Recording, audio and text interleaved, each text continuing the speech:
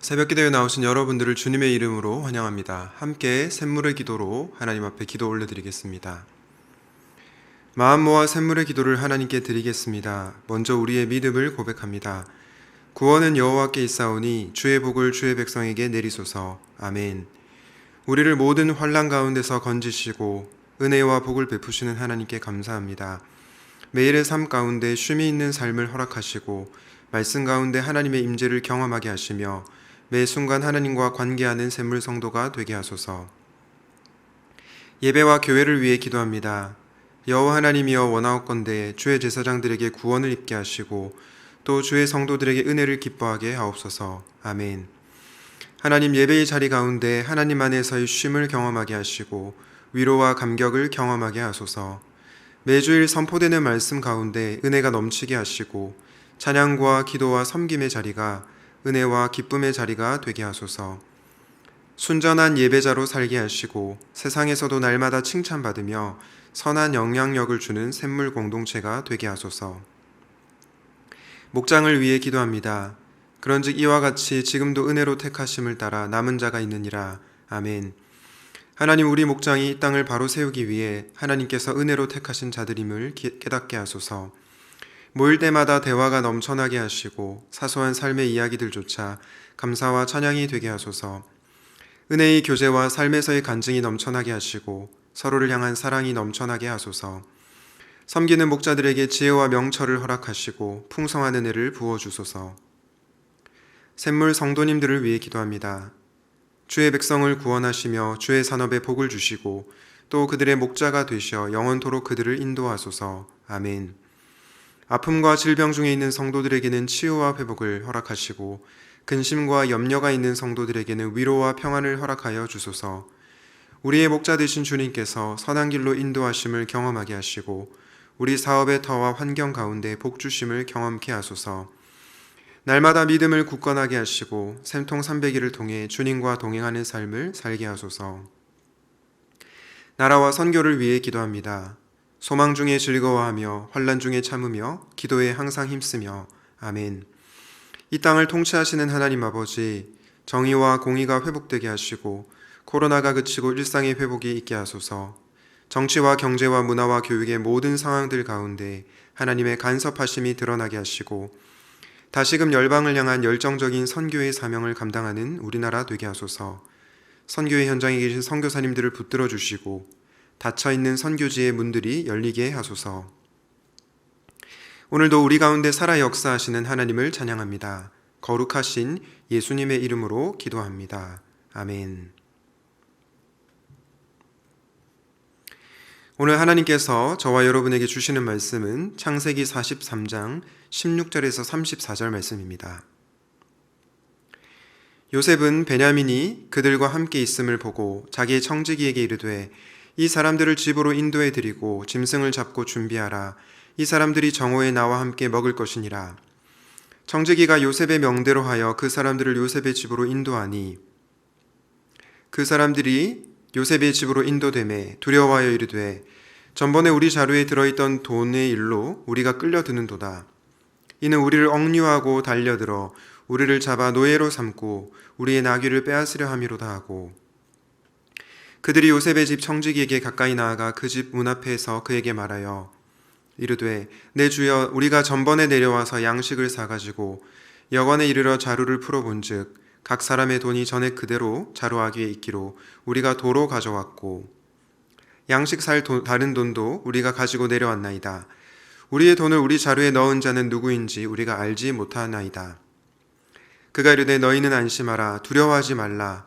너희 하나님 너희 아버지 하나님이 재물을 너희 자루에 넣어 너희에게 주신 것이니라. 너희 돈은 내가 이미 받았느니라 하고 시므온을 그들에게로 이끌어내고 그들을 요셉의 집으로 인도하고 물을 주어 발을 씻게 하며 그들의 나귀에게 먹이를 주더라. 그들이 거기서 음식을 먹겠다 함을 들었으므로 예물을 정돈하고 요셉이 정오에 오기를 기다리더니 요셉이 집으로 오매 그들이 집으로 들어가서 예물을 그에게 드리고 땅에 엎드려 절하니 요셉이 그들의 안부를 물으며 이르되 너희 아버지 너희가 말하던 그 노인이 안녕하시냐? 아직도 생존해 계시느냐? 그들이 대답하되 주의 종 우리 아버지가 평안하고 지금까지 생존하였나이다 하고 머리 숙여 절하더라. 요셉이 눈을 들어 자기 어머니 아들 자기 동생 베냐민을 보고 이르되 너희가 내게 말하던 너희 작은 동생이 이 아이냐? 그가 또 이르되 소자여 하나님이 내게 은혜 베푸시기를 원하노라. 요셉이 아우를 사랑하는 마음이 북받쳐 급히 울 곳을 찾아 안방으로 들어가서 울고 얼굴을 씻고 나와서 그 정을 억제하고 음식을 차리라 하매 그들이 요셉에게 따로 차리고 그 형제들에게 따로 차리고 그와 함께 먹는 애굽 사람에게도 따로 차리니 애굽 사람은 히브리 사람과 같이 먹으면 부정을 입음이었더라. 그들이 요셉 앞에 앉되 그들의 나이에 따라 앉히게 되니 그들이 서로 이상히 여겼더라. 요셉이 자기 음식을 그들에게 주되 베냐민에게는 다른 사람보다 5배나 주매 그들이 마시며 요셉과 함께 즐거워하였더라. 아멘. 오늘의 말씀은 요셉의 사랑, 하나님의 사랑입니다. 오늘 본문은 요셉이 두려워하는 요셉의 형들을 환대하며 식탁 교제를 하는 그런 장면인데요. 요셉이 형들을 초대했을 때 형들은 요셉의 정체를 모르고 두려워하였습니다. 왜냐하면 지난번에 왔을 때 알지도 못하는 사이에 자신들의 자루에 돈이 들어있었기 때문이죠. 물론 그들이 직접 훔친 것은 아니지만 이 돈으로 인해서 문제가 될 것이라고 형들은 두려워하였습니다. 두려워하고 긴장하고 있는 형들을 향해서 오늘 본문의 요셉의 청지기는 형들에게 이렇게 말합니다. 너희는 안심하라. 두려워하지 말라. 너희 하나님 너희 아버지 하나님이 재물을 너희 자루에 넣어주신 것이라. 형들은 이 말을 들으면서 안도의 한숨을 내쉬었을 것입니다. 사실 이 말은 요셉의 청지기가 한 말이었지만 요셉이 한 말과도 동일한 말입니다. 이것을 통해서 자신을 팔아넘긴 형들에게 은혜 베푸는 요셉의 모습을 보게 되는데요. 저는 오늘 본문을 묵상하면서 요셉의 사랑이 참 많이 느껴졌습니다. 그리고 한 걸음 더 나아가 우리 하나님의 사랑이 너무나도 절절하게 느껴졌습니다. 그래서 오늘 설교 제목을 요셉의 사랑, 하나님의 사랑이라고 정했는데요. 도대체 이 사랑은 어떤 사랑일까요? 묵상하실 때 하나님의 사랑을 경험하는 저와 여러분이 되면 좋겠습니다. 먼저 이 사랑은 죄인을 용납하는 사랑입니다. 사실 여러분, 요셉이 형들을 환대할 이유가 어디에 있겠습니까? 또한 그의 형들과 식탁 교제를 할 이유가 어디에 있습니까? 전혀 없죠. 형들이 자신에게 저질렀던 잘못을 낱낱이 짚어가면서 형들을 응징할 수 있습니다. 형들이 자신을 구덩이에 빠뜨린 것과 팔아넘긴 것을 떠올리면서 형을 가차없이 대할 수 있었겠죠. 그러나 요셉은 오늘 그렇게 하지 않습니다. 오히려 형들을 환대하며 식탁 교제를 하는 것을 보게 됩니다. 여러분, 이것은 어떤 사랑입니까? 바로 죄인을 용납하는 사랑입니다. 오늘 본문 창세기 43장 32절에 이렇게 말씀합니다. 그들이 요셉에게 따로 차리고 그 형제들에게 따로 차리고 그와 함께 먹는 애굽 사람에게도 따로 차리니 애굽 사람은 히브리 사람과 같이 먹으면 부정을 입음이었더라.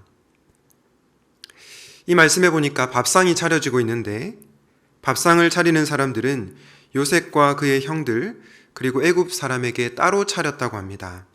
왜냐? 애굽 사람은 히브리 사람과 함께 먹으면 부정을 입었기 때문이죠. 다시 말해 애굽 사람은 히브리 사람과 겸상을 하지 않았던 것입니다. 그런데 오늘 마지막 구절인 34절에 보니까 요셉이 자기 형들에게 음식을 주고 있습니다. 그래서 요셉의 형제들은 요셉과 함께 즐거워했다라고 성경은 이야기합니다. 여러분, 이것은 무엇을 보여줍니까? 바로 요셉이 자신을 팔아넘긴 형들을 용납하고 있다는 것입니다. 아마도 요셉의 형들은 깜짝 놀랐을 것입니다. 자신들이 자루에 돈을 넣지 않았지만 분명히 오해를 입어서 벌을 받을 것이라고 생각했는데 대가를 치러야 한다고 생각을 했는데 그것이 아니라 그에게 돌아온 것들은 환대요, 용납이었습니다. 사랑하는 샘물 성도 여러분, 혹시 여러분 이렇게 누군가에게 용납 받아본 경험이 있으십니까? 또한 여러분들은 누군가를 이렇게 용납하신 적이 있으십니까? 바라기는 오늘 요셉의 사랑이 죄인을 용납하는 사랑임을 기억하고 우리 가운데 용납의 사랑이 풍성하게 넘치시기를 간절히 기도합니다. 형들을 향한 요셉의 모습을 통해서 발견하게 되는 두 번째 사랑은 무엇일까요? 두 번째는 죄와 함께 할 수 없는 사랑입니다. 앞서 제가 요셉의 모습을 통해 성경이 말하는 사랑은 죄인을 용납하는 사랑이라고 말씀드렸습니다. 그런데 우리가 오해하지 말아야 할 것은 성경이 말하는 사랑은 죄인을 용납하는 사랑이지 죄를 용납하는 사랑이 아니라는 것이죠. 죄와 함께 할 수 없는 사랑이 바로 성경이 말하는 사랑입니다.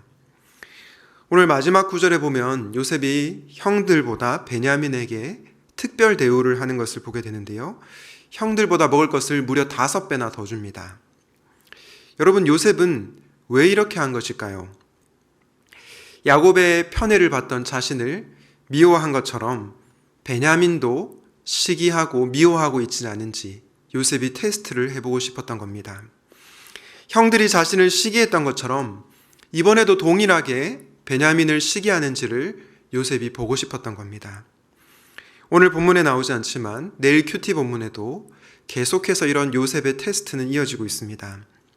창세기 44장에 청지기에게 베냐민의 곡식 자루에 자신의 은잔을 넣어 놓으라고 하죠. 베냐민을 볼모로 삼으려고 할 때 형제들의 반응이 궁금했기 때문입니다. 결국 어떻게 됩니까? 요셉의 계획대로 베냐민의 자루에서 은잔이 나오게 됩니다. 요셉이 형들에게 어찌하여 이런 일을 했느냐라고 책망했을 때 놀랍게도 유다가 나섭니다. 그리고 변명하기보다 제가 노예가 되겠습니다. 베냐민 대신에 자신이 종이 되겠다라고 말하며 자신의 생명을 담보로 내어놓는 것을 보게 됩니다. 여러분, 자신의 유익을 위해서 사람을 희생시켰던 자기 중심적이었던 유다가 이제는 동생을 위해 자신을 희생하는 사람으로 변화된 것입니다. 유다가 요셉의 테스트를 통과한 것이죠. 사랑하는 여러분, 요셉은 왜 형들에게 바로 자신의 정체를 알리지 않은 것일까요? 죄인인 형들을 너무나도 사랑했지만 형들이 여전히 죄에 머무르기를 원하지 않았던 것입니다. 요셉은 거룩한 하나님의 백성으로서 죄와 결단코 함께할 수 없었기 때문입니다. 그래서 자신의 정체를 밝히지 않고 형들을 테스트한 것입니다. 오늘날 현대문화는 은연중에 죄와 함께하는 것이 사랑이라고 가르칠 때가 많은 것 같습니다. 성경이 말하는 죄에 대해서 죄가 아니라고 말하고 죄까지도 용납하는 것을 사랑이라고 가르치는 메시지가 현대 문화 가운데 가득합니다. 하지만 여러분, 그것은 성경이 말하는 사랑이 아닙니다.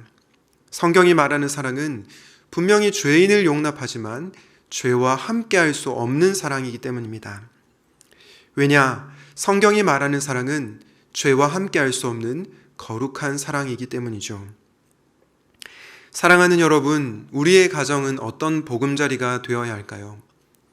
죄인을 용납하는 가정이 되어야겠지만 죄에 대해서는 맞서 싸우는 가정이 되어야 될 것입니다. 우리의 목장은 어떤 공동체가 되어야 될까요? 허물 많은 죄인을 너그러이 용납하는 목장이 되어야 되겠지만 죄와 맞서서 싸우는 목장이 되어야 할 것입니다. 그럴 때 우리는 성경이 말하는 사랑을 실천하게 될 것입니다. 죄인을 용납하지만 죄와 함께할 수 없는 사랑이 바로 성경이 말하는 사랑임을 기억하시기를 주님의 이름으로 축복합니다. 우리는 앞서 요셉의 모습을 통해 죄인을 용납하고 죄와 함께할 수 없는 사랑에 대해서 묵상을 했습니다. 그런데 여러분, 이 사랑은 누구의 사랑입니까? 바로 우리 하나님의 사랑이죠. 하나님의 사랑은 죄인을 용납하지만 죄와 함께할 수 없는 사랑입니다. 왜냐? 우리 하나님은 사랑이시지만 동시에 거룩하신 분이시기 때문입니다. 사실 저와 여러분의 모습을 생각해 보면 우리는 감히 하나님 앞에 용납받을 수 없는 존재들입니다. 성경을 읽으면서 우리는 요셉의 형들을 욕하지만 우리의 모습 속에 요셉의 형들의 모습이 있습니다. 우리 역시 누군가를 시기하고 미워하며 때때로 악을 행하기 때문입니다. 이런 우리를 하나님께서 용납해 주지 않으셨다면 어떻게 되었을까요? 우리가 지은 죄만큼 벌하신다면 저와 여러분이 과연 이 자리에 있을 수 있을까요? 결코 그렇지 않다고 생각합니다. 그러나 요셉의 형들이 요셉을 용납한 것처럼 하나님께서는 우리를 용납해 주십니다.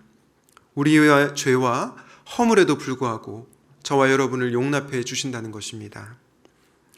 그런데 말씀드린 것처럼 우리 하나님은 거룩하시기에 우리를 사랑하시지만 우리의 죄와 함께 할 수는 없으십니다.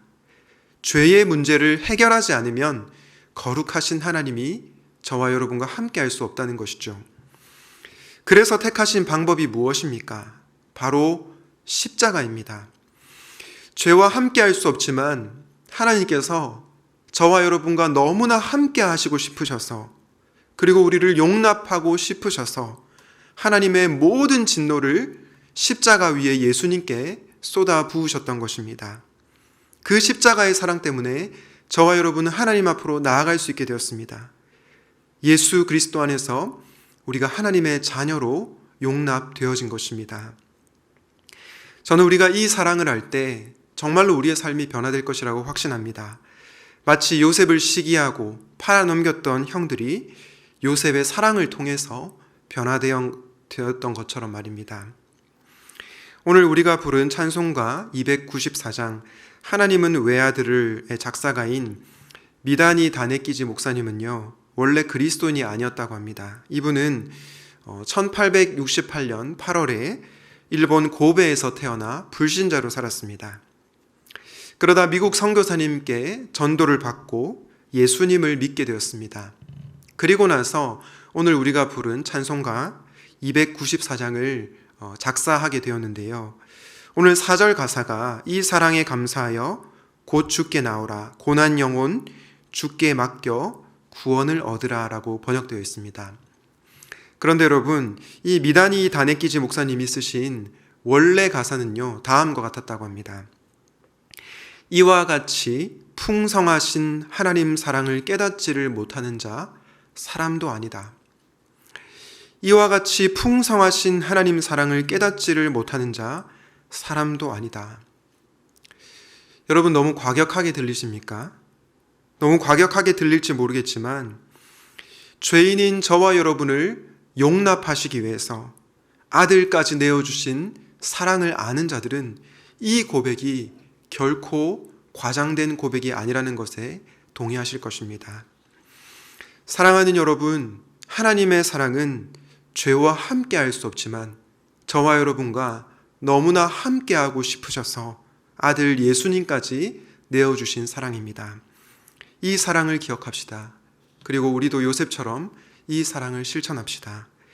죄인을 용납하고 죄와 함께할 수 없는 하나님의 사랑을 깨닫고 그 사랑을 실천하는 여러분 되시기를 우리 주님의 이름으로 축원드립니다. 아멘. 오늘 말씀을 기억하면서 이렇게 기도하면 좋겠습니다. 죄인을 용납하지만 죄와 함께할 수 없는 하나님의 사랑을 깨닫게 하옵소서. 그 사랑을 실천하는 우리가 되게 하옵소서. 마지막으로 내일부터 토요일까지 있을 특별 새벽 기도 가운데 하나님께서 은혜를 더하여 달라고 함께 기도하시고 개인적인 기도 제목으로 기도하도록 하겠습니다.